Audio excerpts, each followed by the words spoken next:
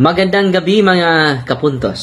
Kumusta po? Galing po tayo sa Lila dahil bukas po ay fiesta po sa Holy Rosary. Kapistahan po sa Santo Rosario.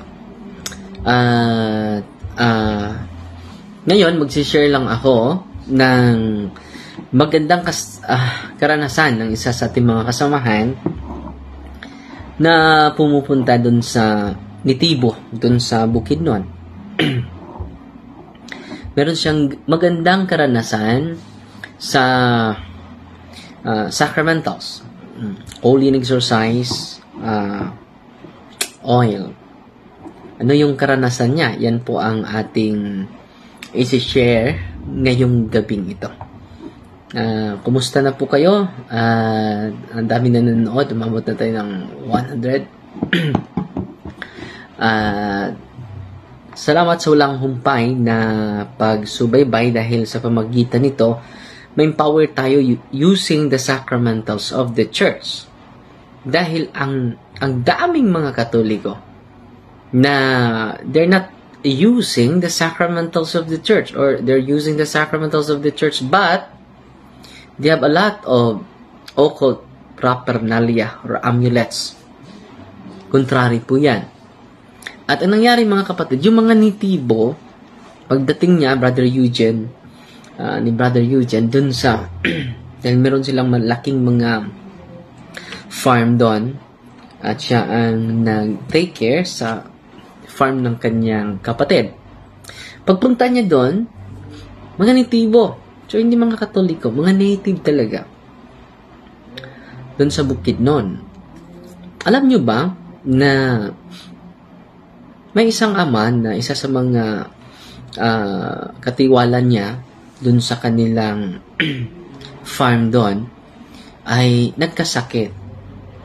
Alam nyo, yung sakit niya ay mabigat yung kanyang ulo at parang mabiak yung ulo niya.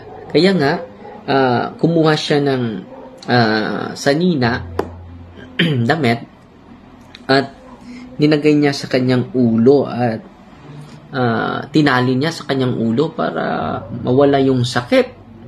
Grabe talaga yung sakit ng ulo niya. At sabi niya, "Sir, hindi ako makapunta sa farm dahil ngayon ay harvest time natin, pero pasensya na sir, may iniindang ako na karamdaman." Naawa yung kapatid natin. Alam nyo, binibless lang niya yung tao using the holy and exercise oil. Nag-sign of the cross siya sa mga senses niya. May milagro ang nangyari. Bakit? Completely healed. Ilan na akong araw na dinadama ko yan, sir. Mabigat yung ulo ko, mabigat yung katawan ko. Hindi ko talaga, dahil walang doktor doon, malayo sa lungsod. At kung magpa-schedule pa sila sa doktor, matagal pa sila ma-entertain dahil ang layo nila, no, sa bayan.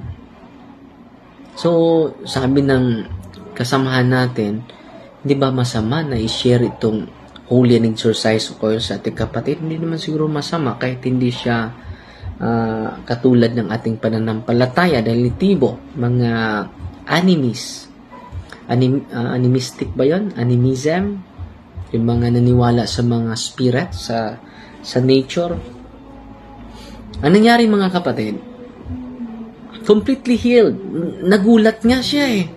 Pati na yung ang katiwala niya. Brother, sir, grabe nawala agad. Grabe ang power ng linagay mo dito. So, sinishare ko ito sa inyo to inspire the priest to bless sacramentals. No? Dahil marami na mga pari na sumusubaybay sa atin. So, kung ma-promote natin yung mga sacramentals, mga kasaman ko mga pari, because only the priest can bless sacramentals. Tubig, asin, oil, olive oil. It should be olive oil, not BB oil. It should be olive oil. Nandyan yan sa ritual dito. Kung kaming mga pari ay ma-educate lang ang daming matutulungan. Nandyan yan sa Biblia. Okay, babasahin ko. Hindi naman lahat gagaling dahil may natural na sakit. Babasahin ko yung mismong salita ni Kristo sa Mark chapter 6, verse 13. So, sa mga pari na nakikinig ngayon, sana hindi ninyo ipagkait ang pag-bless ng mga sacramentals. Mark chapter 6, verse 13. Ito ang nakasulat, mga kapatid. Ito nakasulat. They drove out many demons. So, nagkapalaya sila ng maraming mga demonyo. And they anointed with oil many who were sick and cured them. Many were sick and cured them.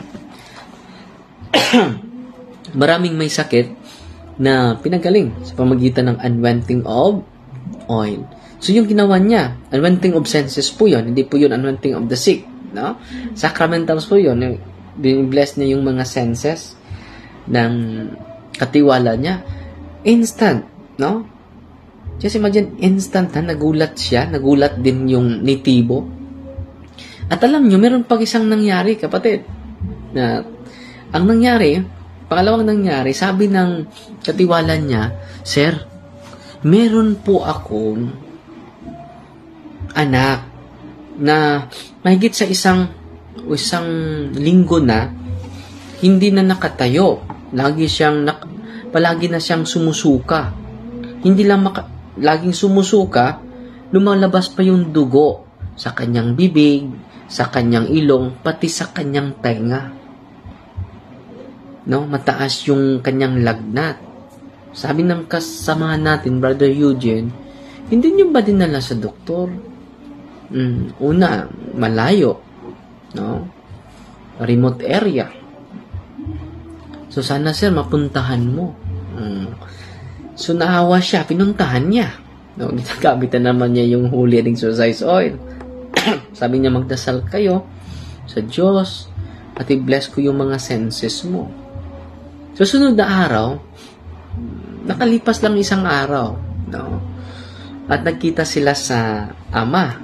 Dahil, just imagine na hindi na makatayo, hindi na kumakain ilang araw. Just imagine na, hindi na yun ordinaryong sakit. Nung lumalabas na yung mga dugo dito sa tainga, pati sa ilong, pati sa bibig. Sa pagtingin nga ni Brother Eugene, sabi niya, malala na ito yung karamdaman niya. Pero wala namang imposible sa Diyos. Nandyan sa Mark chapter 6 verse 14 ha, they drove out many demons using oil and anointing oil, and many were sick who were healed, who were cured. Grabe, no? At alam nyo, sa sunod na araw, nakalipas lang isang araw, nangumusta si Brother Eugene sa ama, yung katiwalan niya, kumusta na po yung anak mo? Sabi naman ng ama, completely healed na, sir, completely healed na, sir. Alam mo, sir, kumain na siya, lumakas. Grabe yung ina-anoint mo na oil. Holy and exorcise oil po yun. Bakit naging holy and exorcise oil yun? Ginamit natin ang ritual ng simbahan. So, mga paring nakikinig ngayon, use this book. Kung merong magpa-blessed sacrifice, bless them. Huwag kayong magmadali.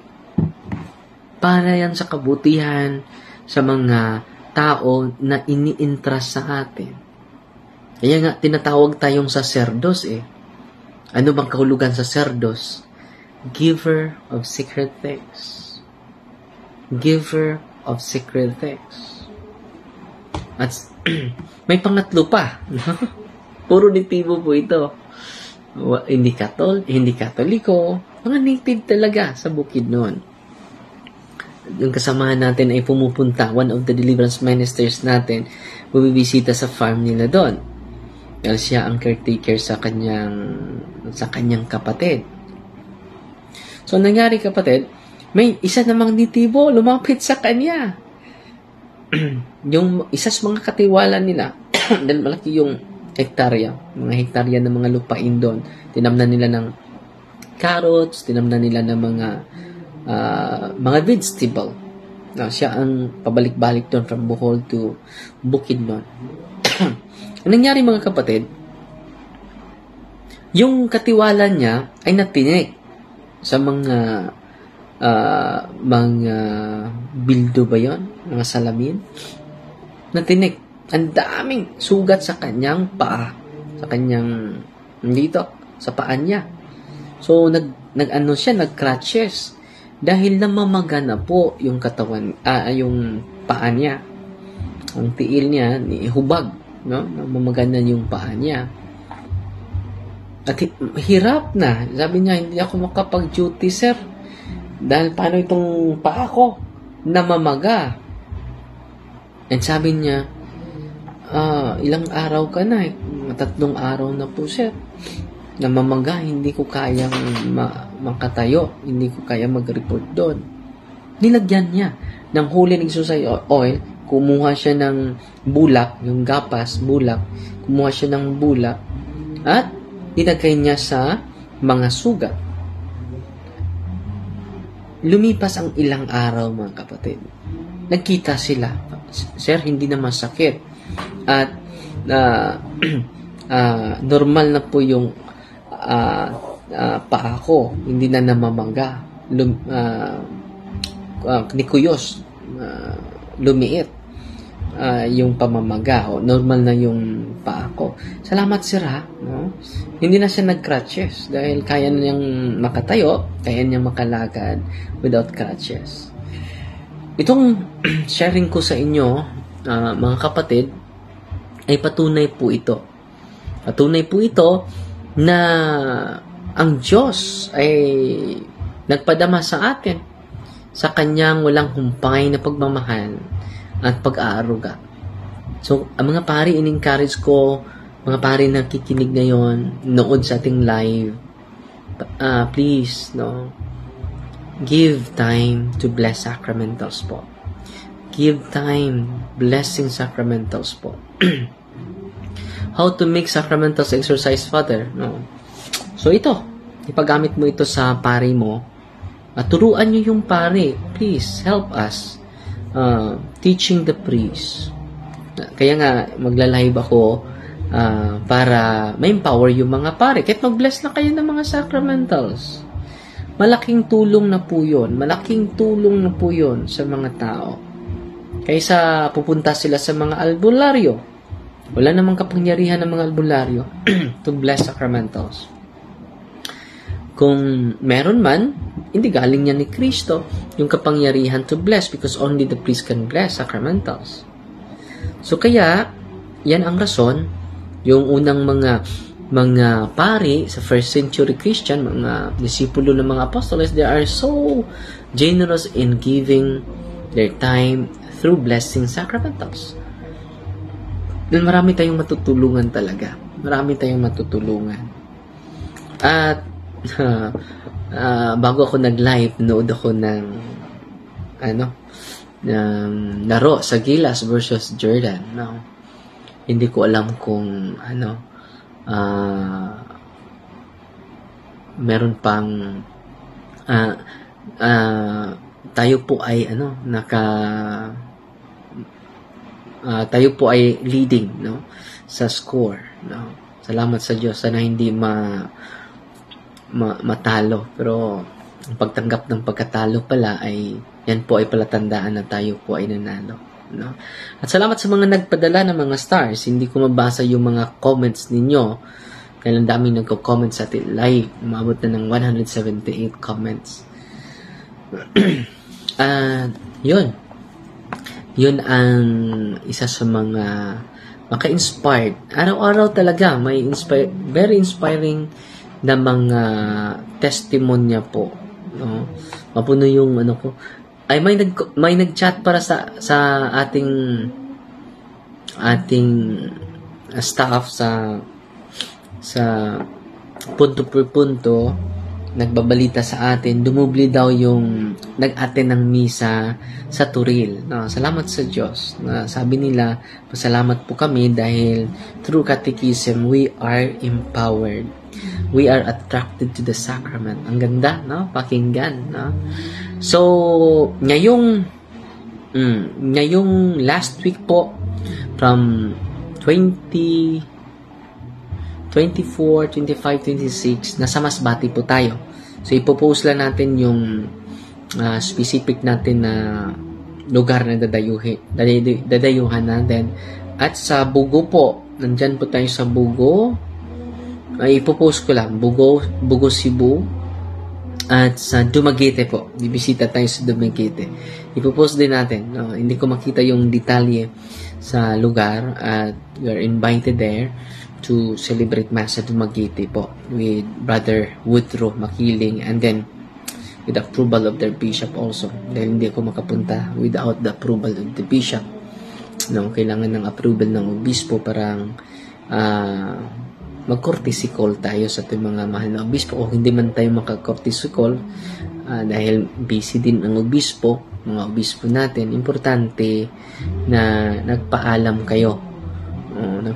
kayo sa mga obispo natin, dahil hindi maganda na papasok ka dyan without courtesy call o without asking permission. Hindi ko naman diocese yung Masbate, pati na ang Subo, pati na din ang Dumaguete. So, hindi tayo papasok doon without the approval of the bishop. Nandyan po ang gusto ko, dahil hindi maganda na papasok ka dyan without the permission of the diocesan bishop. No? Siya yung ama natin sa bawat diocese na bibisitahin natin. So, kindly contact Ate Sheila Taghap. Siya yung mag-arrange, no? At magbigay din sa inyo ng instruction, ano ang dapat ninyong gawin. Ang pinaka-importante dyan na gawin ay magpaalam sa obispo, sa parish priest. And then, kung go na, makabisita na ako sa inyong parokya, makabisita na ako sa inyong lugar. Pero, alam nyo, puno na po ngayong taon. Malapit na din mapuno next year. Malapit na po na din mapuno. So, ito po ay palatandaan na mga tao ay uhaw na uhaw. Gutom na gutom. Hindi sa pagkain, hindi sa tubig, kundi sa katotohanan po. Amen? Yung team natin ay buong puso at mag-report ako sa inyo.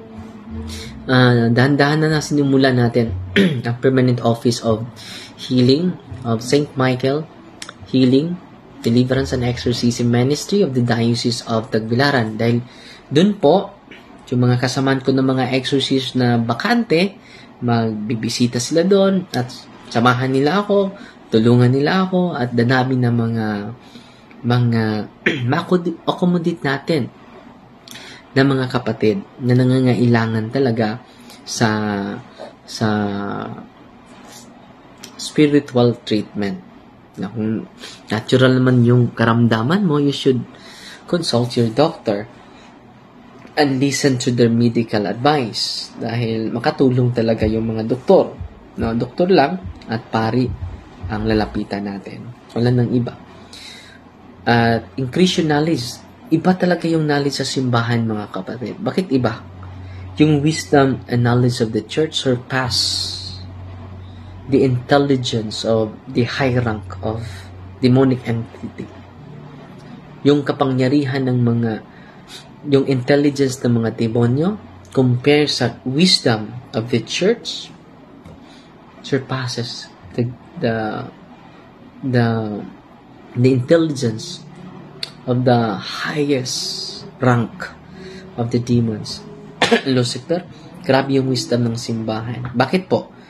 Dahil ang simbahan, ini-entrust ng simbahan galing ni Kristo ang katotohanan, the wisdom. Kaya nga, tayong lahat na nandito, let us read catechism, let us review the teachings of the church regarding specific issues. Makatulong po yan. Makatulong talaga. And then, Dialogue and listening. Yan ang kinakailangan. Dahil ang sabi ni Kristo sa Ebanghelyo ngayon, Luke chapter 10 verse 16, dapat tayo makinig sa simbahan.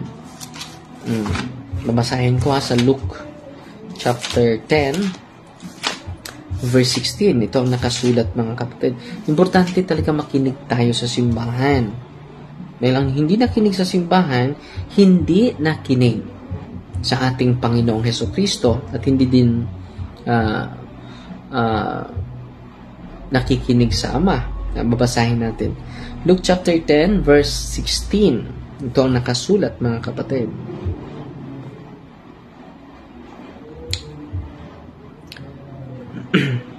Whoever listens to you, refers to the apostles, to the first leaders of the church. Listens to me. Whoever listens to you, listens to me. Kung nakikinig kayo sa simbahan, nakikinig kayo sa akin. Saan ba mabili itong aklat na ito? Sa St. Paul's. St. Paul's po. St. Paul's. Sa mga national book, St. Paul's, sa St. Paul's na, ano ba yung St. Paul's? Mga religious items, mga religious articles nandun. Kung taga Cebu ka, sa SM, or kung may gaisano sa inyo, or mga mall, sa St. Paul's talaga, na na mga religious items nandun yan. Ang dami. Si Brother Eric Romero bumisita dun sa St. Paul's sa Cebu. Sa Cebu ba yun or sa Manila? Marami nang bumila sa mga exorcism book.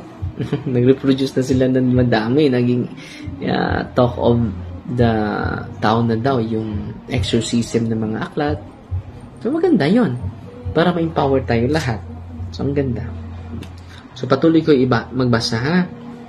Ipatuloy ko sa pagbasa, mga kapatid. Whoever listens to you, listens to me. Whoever rejects you, rejects me. So dito ina-identify ni Kristo ang kanyang sarili sa simbahan, no? Kung ni-reject niyo ang kanyang simbahan, ni-reject din natin si Kristo. Kung nakinig kayo sa kanyang simbahan, nakinig din tayo sa kanya. And whoever rejects me, kung ni-reject natin, hindi natin pinakinggan ang simbahan, ni-reject natin si Kristo. Kung ni-reject natin si Kristo, sabi niya, rejects the one who sent me. So, ni-reject natin ang Diyos Ama. Kung i-reject natin si Kristo, i-reject natin ang simbahan. So, kita nyo yung domino effect. Kung hindi tayo makikinig sa kanyang pinadala, sa kanyang simbahan, kung makinig tayo, no, with a humble heart, at hindi tayo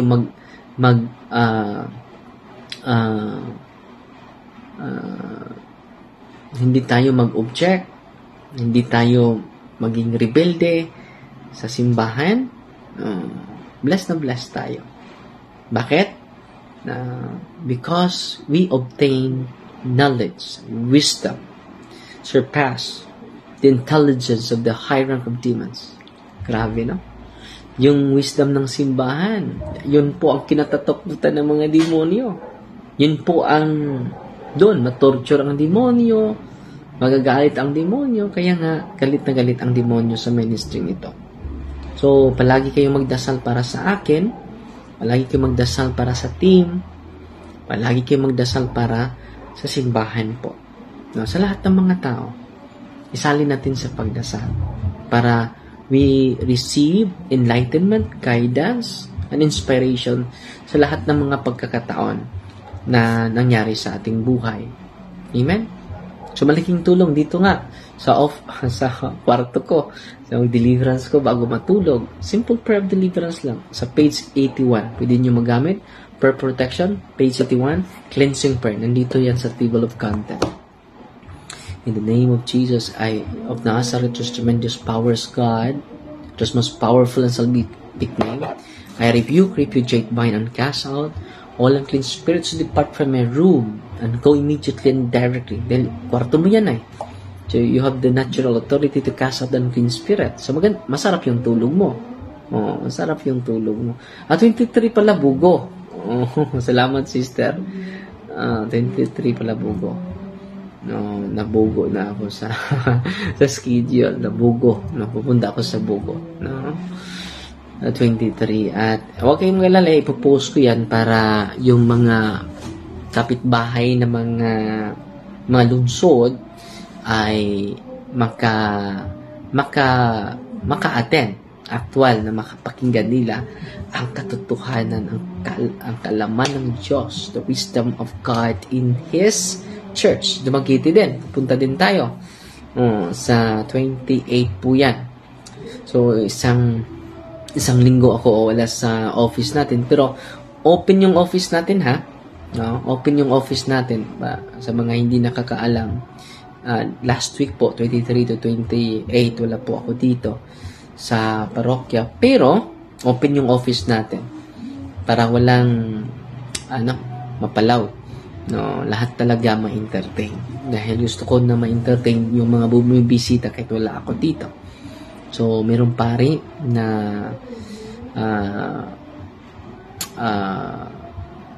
nag-asa ko na kahit blessing ng sacramentals and then confession, dahil yung office natin hindi talaga walang healing without confession po.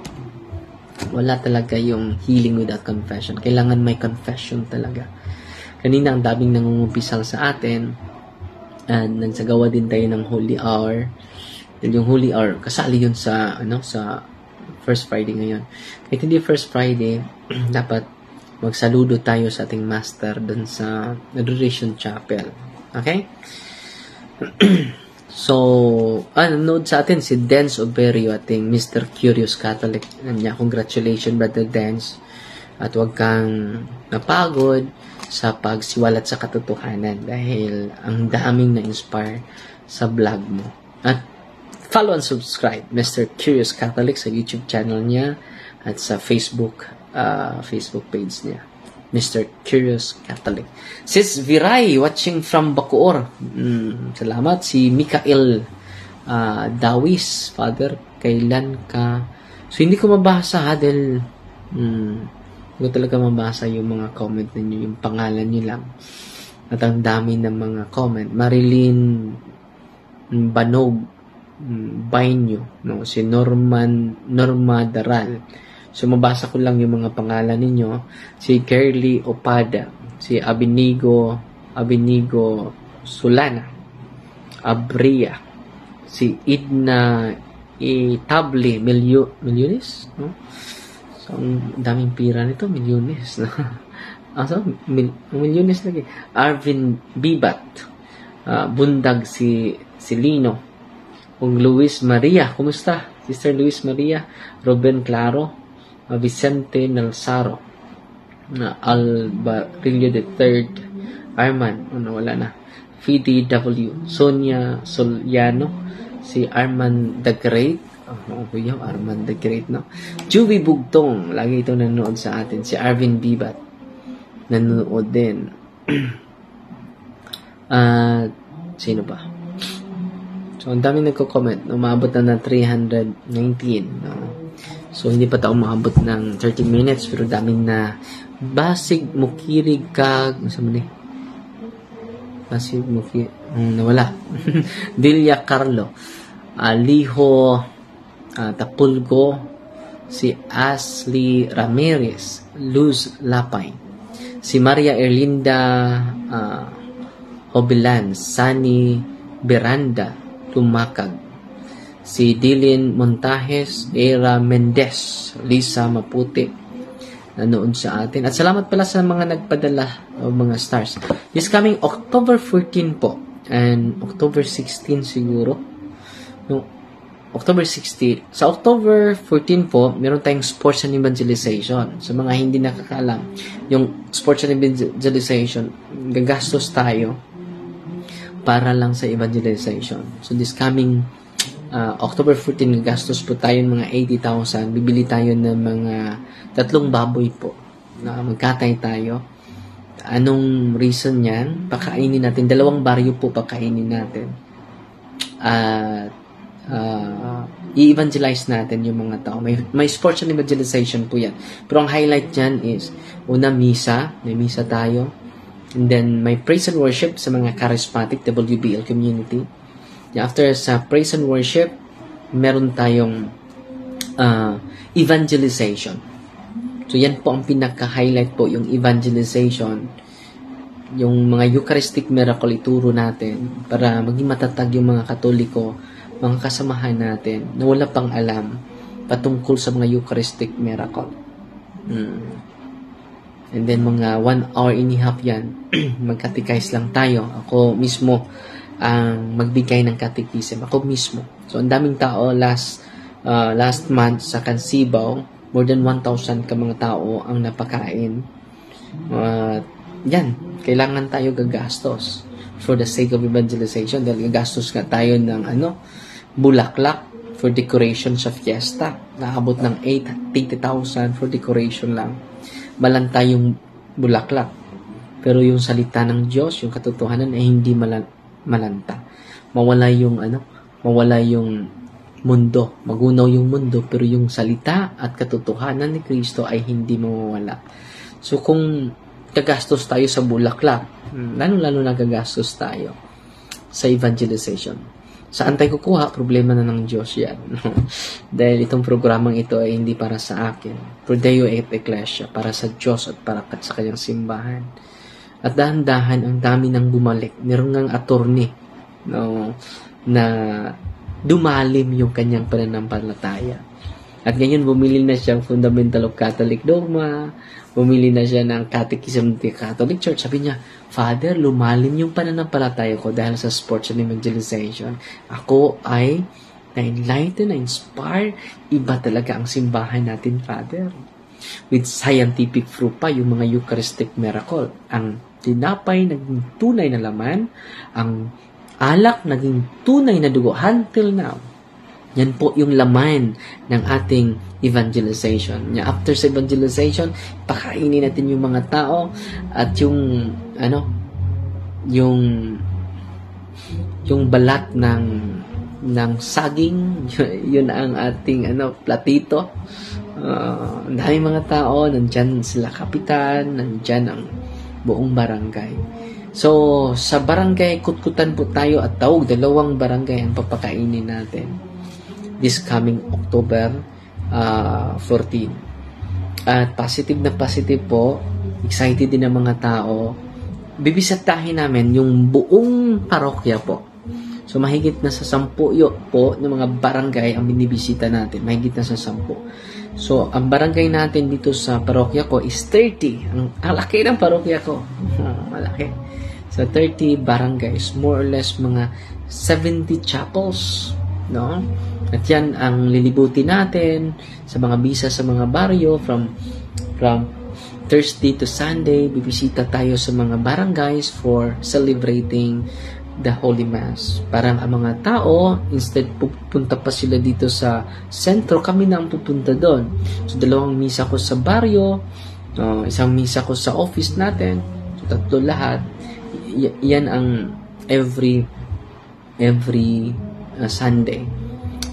Saturday, may 2 akong misa, may anointing of the sick, visitation of the sick, and then 1 to 7, 1 to 8, nandun lang ako sa parokya from sa office natin from Thursday to Sunday po. So, Lunes, Martes, Merkules, close po yung office natin. At this coming October 16 po, may market preaching naman tayo. So, pupunta ako doon sa Merkado, sa City Square, at doon magkiisa tayo sa mga Catholic Faith Defender na nag-market preaching ngayon. At binibilihan po natin yung mga dahil madami na mga na-inspire talaga to preach. So, bibilihan natin ng additional sound system, yung mga CFD. Bibili tayo ng 3 sa Dimiao, sa Panglao, at ang isa dito sa Valencia po. So, para ma-empower natin sa pamagitan ng pagsuporta sa mga evangelizers at sa pagsama nila, ma-inspire na po sila.